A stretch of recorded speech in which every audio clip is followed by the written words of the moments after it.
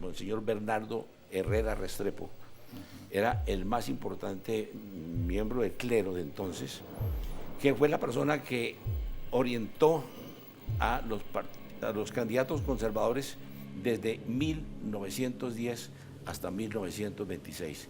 Y digo que terminó porque también falleció el general, Monseñor Bernardo Herrera, y nombraron entonces a Monseñor Ismael Perdomo. Y cuando fueron a preguntarle el general Vázquez Cobo y el general Guillermo Valencia cuál de los dos iba a ser el presidente de la República, como siempre habían concurrido los demás candidatos en los anteriores gobiernos conservadores ante el Monseñor Bernardo Herrera, él les dijo, Monseñor Perdomo les dijo, no, ninguno de ustedes dos. Ellos tuvieron una sorpresa inmensa y les dije, pero ¿por qué? ¿Por qué? Yo no, es que soplan vientos de cambio. Esa fue la respuesta de Monseñor Perdomo. A que, como cosa de anécdota, después los conservadores un poco furiosos no le decían Monseñor Perdomo, sino Monseñor Perdimos. Claro. Entonces ya aquí podemos empezar con la época de Olaya Herrera, sí, quien subió al poder precisamente pues también muy ayudado un poco por otros masones jóvenes como Eduardo Santos, que tenía pues un columnista Calibán, y digamos que Cano también desde El Espectador, con Lenk, toda esta serie de masones liberales, incluso pues el mismo hermano de López, no sé, pero que ayudaron a que Olaya Herrera subiera al poder. No sé si quieres que nos adelantemos ya ese... Gustavo, ¿tienes...? Quería hacer una cosa puntual porque hemos hablado de la República, pero no hemos hablado de la masonería, lo que tú preguntaste. Ajá. Hay una cosa que yo resalto porque todavía existen dos logias de 1800. Una estrella de Tequendama que se fundó en 1847 y está todavía aquí, como la estrella de Tequendama número 4, y la de... Filantropía. Filantropía, que ya la tenés también, pero sí, otra que es importante. La fraternidad. La fraternidad bogotana. ¿Cómo se llama?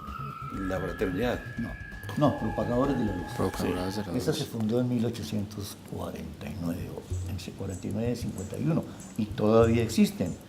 La fraternidad fue fundadora de esta gran logia en 1922. ¿La Murillo Toro cuándo se fundó? La Murillo Toro viene de Barranquilla. Ah, viene de Barranquilla. Es que yo pensaba que... En el siglo XX ya es cuando realmente aparece la masonería en Colombia, a partir de 1910 o algo así. Pero hay una cosa muy curiosa, no sé si tú la viste ahí en el libro de Carnicelli. Esta gran logia se fundó como Gran Logia de Colombia en 1922, pero existió una gran logia en 1857, tal vez, se fundó una gran logia de Colombia. Existe en el libro de Carnicelli el escudo de la logia, lo que era el emblema y todo eso. Gran logia que no duró tal vez, no alcanzó a durar 10 años, hasta que pasaron como 50 años y llegamos a 1822. Pero en ese transcurso de la fundación de estas dos logias que le menciono, de la mitad del siglo de 1819 a 1900, aquí en Bogotá realmente no hubo mucho movimiento de fundación de logias, pero lo que es la costa, hay cantidades de logias que se fundaron en Santa Marta, particularmente en Santa Marta. Logias muy antiguas. Sí. La masonería se mantuvo activa no solamente ahí, hay muchas logias muy importantes que tal vez algunas subsisten, otras no, en Bolívar. Ya estando en 1930, observamos que Olaya Herrera llega elegido por el Partido Liberal fundamentalmente ante la división de los conservadores entre el general Vázquez Cobo y el maestro Guillermo Valencia. Sin embargo, el presidente Olaya Herrera convoca a los conservadores y gobierna con la participación conservadora, hace un gobierno de carácter nacional. Y mientras eso ocurría, las logias masónicas comenzaban a trabajar, especialmente en Bogotá, para preparar proyectos de ley para el futuro. Y entonces en las logias se trabajaba mucho en eso para ayudarle al gobierno que iría a comenzar en 1934, que se llamaría el gobierno de la Revolución en Marcha de Alfonso López Pumarejo, que se proyectó del 34 al 38, época en la cual se hizo la más social de todas las reformas constitucionales que se hicieron hasta entonces de la Constitución de 1886.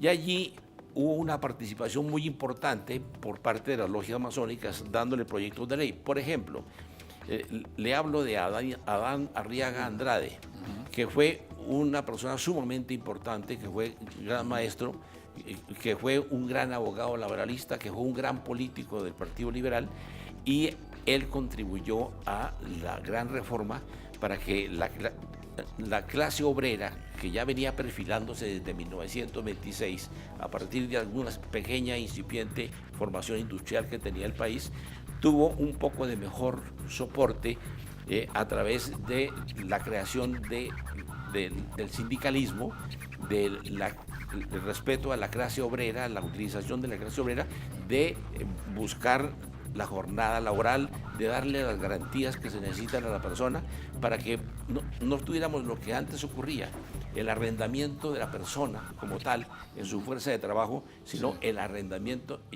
acabar con ese arrendamiento para que surgiera el contrato de trabajo. Y con él, pues todas las grandes reformas que se perfilaron en la época del presidente López, que fueron realmente... La mayoría de sus ministros eran masones. Exactamente. Hubo un apoyo muy importante del maestro Darío Echandía, que también fue gran maestro, y que él fue lo que se decía la conciencia jurídica del régimen. Me gustaría, ya que mencionas a Darío Echandía, que nos contaras un poco, porque en ese momento hubo una división en las logias y precisamente hubo... Un paisano, ¿no? Sí. Chaparraluno. Sí. Chaparraluno. Y pariente de mi padre. Sí. Sí, no, él pensando como miembro del Partido Liberal y como persona que era la conciencia jurídica del régimen, como lo dijeron, él colaboró muchísimo con todos los proyectos de trabajo que tenía que desarrollar el gobierno de Alfonso López. Internamente pues hubo una división y él cumplió un papel muy importante, pero pues no tenemos nosotros en la memoria un testimonio histórico como para que fuéramos a hablar mal era una división ideológica, porque, pero aparentemente... Exacto. Era natural que el fervor y el impulso que tenían todos los hermanos que estaban trabajando en las diferentes logias preparando proyectos de gobierno, proyectos de ley, preparando decretos, ayudándoles, era natural que surgieran discrepancias entre unos y otros. Claro. Y una de esas la tuvo el maestro Echandía con el gran maestro de entonces, y hubo esa división. Pero afortunadamente y según tengo entendido, ellos excluyeron en un momento dado en la asamblea, que son los 7 de agosto, no sé si eso habrá variado, iban a excluir precisamente a Fraternidad Bogotana, a otras logias, 3 de las logias fundadoras y después fueron a reunirse en Apulo, que fue cuando se separaron y fundaron así fue. Esta otra... Así fue. Son cosas que pertenecen a la petite histoire de lo que fue la época de la masonería y lo que significó la controversia política.